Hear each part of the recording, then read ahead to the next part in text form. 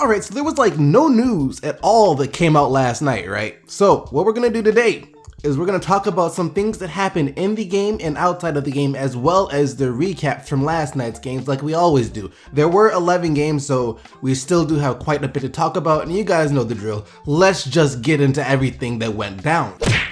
Isaiah Thomas showing a lot of confidence after last night's game versus the Cleveland Cavaliers. He came out to the media and said this. They kind of held you in check for most of the frame. Nobody held me in check. So what really changed for you to have an assist on 2 possessions and score 2 buckets there in 4 straight possessions? I made plays. I averaged 30 points for a reason. I made plays. Now, him being like that towards the media shouldn't really be a surprise to anyone, especially after he just said this after a game versus the Toronto Raptors a couple of nights ago. That Carroll foul, what did you disagree with there? It was intentional. Did you see it? Yeah, that's not a basketball play by any means.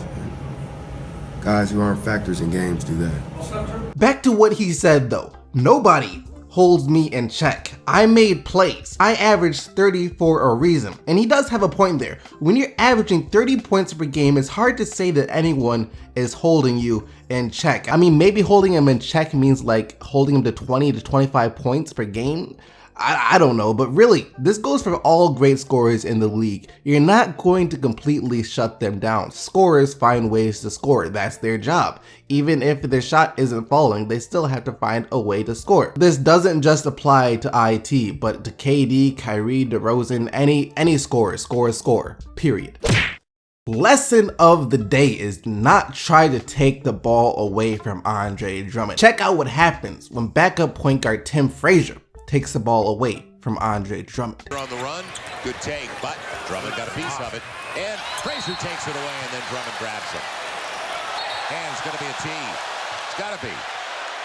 If they're going to call a technical on DeMarcus Cousins for less than that, he lost his cool right in the Sacramento game, or rather in the game at Oklahoma City, then that's got to be.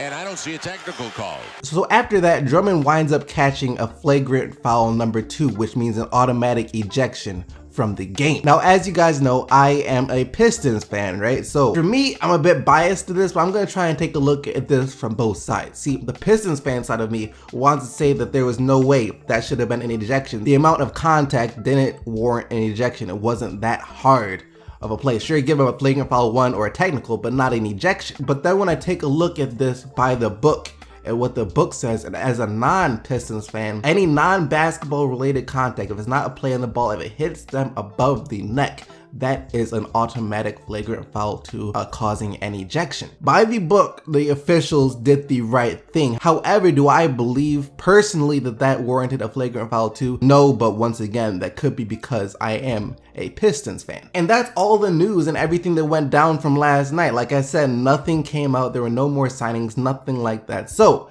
what we're gonna do now is just recap the games from last night like we always do. The current top 2 teams in the Eastern Conference met for the 3rd time this season, and like they say, the 3rd time is the charm, as the Boston Celtics prevail over the Cleveland Cavaliers in a back and forth game. 103-99 is your final score. Isaiah Thomas scored 31 points for Boston, and Al Horford was just 1 point shy of a triple-double. 9 points, 10 rebounds, and 10 assists for Al. LeBron, on the other hand, did have a triple-double of 28 points, 13 rebounds, and 10 assists, and Kyrie Irving also had 28 points. Darren Williams made his debut for Cleveland last night, but he struggled. He had 4 points on 2 of 8 shooting in 24 minutes. The other Eastern Conference heavyweights duked it out last night as well. The Knicks versus the Magic. Nah, just kidding. Well, you know, they played, but we'll get into that game later. The Wizards versus the Raptors is what I meant to say. The battle for the 3rd seed continues. The Raptors had the 3rd seed coming into this game, but now that honor belongs to Washington as they get the 105-96 win. Bogdanović had what was probably the best performance from any Wizard off the bench of this entire season. Offensively, at least, that is. He lit it up for 27 points, including 6 of 7 from 3 in his 25 minutes off the bench. Beal had 23 points and Wall had 12 points and 13 assists. DeMar DeRozan scored 24 for Toronto and Serge Ibaka had 22 points and 12 rebounds. And like I said, the Washington Wizards now have a 1-game lead over Toronto for the 3rd seed in the Eastern Conference. Kawhi Leonard is cold-blooded. Overall though, it just seems like there's been an abnormal amount of game winners being hit recently. And Kawhi added to the list last night as he hit the 16-foot jumper with 2 seconds remaining to give the Spurs the 199 victory over Indiana. Kawhi also scored 33 points, grabbed 10 rebounds, and picked 3 pockets. David Lee and Gasol did their things off the bench as well, each contributing 18 points. And for Indiana, Paul George continues to struggle with this shot, but he did manage to get to the free throw line 10 times and make all 10. Like I said, scorers find a way to score. He had 22 points. And with Durant out, we'll have to see if the Spurs can catch the Warriors for the #1 spot out west. Right now, they're 3.5 games behind. Since the All-Star break, the Clippers have now lost to all 3 of the top-seeded teams out west. First it was the Warriors, then it was the Spurs, and now it was the Rockets. But for real though, the Clippers have just had a really tough schedule since the All-Star break. 122 to 103 was the score. I still can't believe that the Rockets attempting 50+ threes a game is just normal. They took 52 last night and made 20. Even Ryan Anderson was surprised about how many 3-pointers they attempted last night. As he said, you don't really realize how many we're taking until you hear later because it's just so natural with the way we play. James Harden was 4 of 9 from beyond the arc as he had 26 points and 9 assists, and Ryan Anderson was 6 of 11 from 3 and chipped in 23. And for the Clippers, Chris Paul had 16 points and 11 assists. The AD-DC era of New Orleans basketball got its first win last night. Except it was just AD, no DC, because he was suspended for the game after receiving his 18th tech of the season against the Thunder a couple of days ago. And the Pelicans got the blowout 109-86 win over Detroit.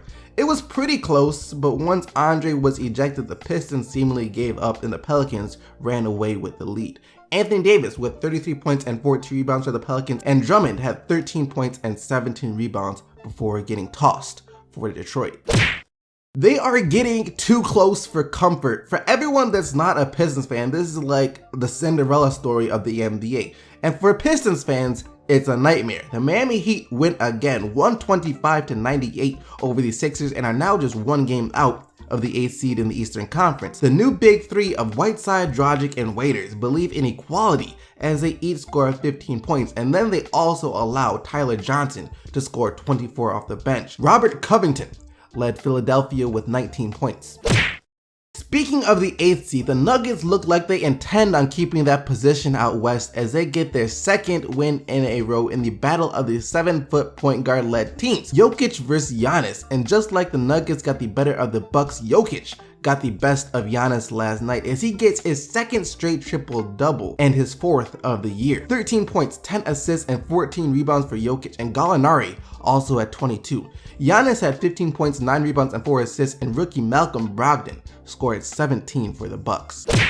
Karl Anthony Towns, Andrew Wiggins, and believe it or not, but Ricky Rubio may have finally found their stride. They have really been clicking since the All-Star break, and if not for the 142 points they allowed the Rockets to score on them a few nights ago, they would be enjoying a nice 5-game winning streak right now. They got the blowout 107-80 win over a quality Jazz team last night. And like I said earlier, it was of course thanks to Wiggins and his 20 points, Rubio and his 11 points and 9 assists, and Karl Anthony Towns and his 21 points and 15 rebounds. Oh, and Shabazz Muhammad had 18 off the bench too. Back to the game I mentioned earlier, the most fearsome game of the season. The game absolutely nobody wanted to see. I mean miss. The Knicks versus the Magic, and the Knicks prevail in the battle of the Titans. Let me just stop. No, in all seriousness, the Knicks got the win over Orlando last night, 101-90. And of course, Porzingis, Melo, and Rose led the way for New York. Melo with 17, Rose with 19, and Porzingis with 20. And for the Magic, Evan Fournier had 22 points, but that's about it. The Hawks nearly led the entire game in this one, up until around the 4-minute mark of the 4th quarter when Harrison Barnes hit a jumper to give Dallas their first lead since I believe the opening minutes of the game. However, it was short-lived as Paul Millsap would hit a shot with around 40 seconds left to put the Hawks back up for good. 100-95 is the final score. Millsap nearly notched a triple-double with 18 points, 10 assists, and 8 rebounds, and Dwight Howard had 14 points, 12 rebounds, and 3 steals. And for Dallas, Harrison Barnes led all scorers with 25 points, and Seth Curry's bloodline trait continues to shine strong as he scores 21 points. Everyone stop what you're doing and just take a second to applaud the Brooklyn Nets. They finally got another win, and if it didn't come against the Kings last night, then to be honest, it never would have happened. But this could very well have been their last win of the season, so savor it. 109-100 is the final score. 24 points and 8 rebounds for Brook Lopez, and Jeremy Lin had 17 points and 5 assists. Buddy Hield led Sacramento with 16 points, including 4 of 6 shooting from beyond the arc. And that about wraps up all the action for, I believe, what was the day 128 recap of the 2016-2017 NBA season. And now you guys know what time it is. It is time for the player of the day.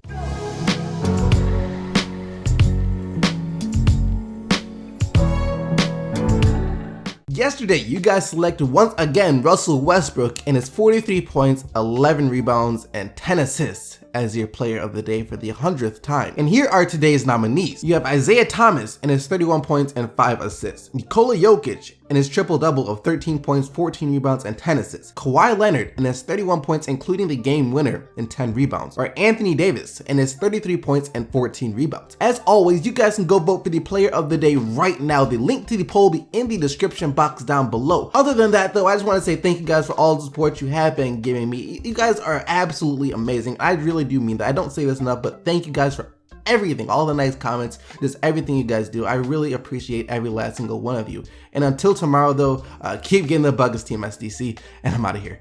Peace.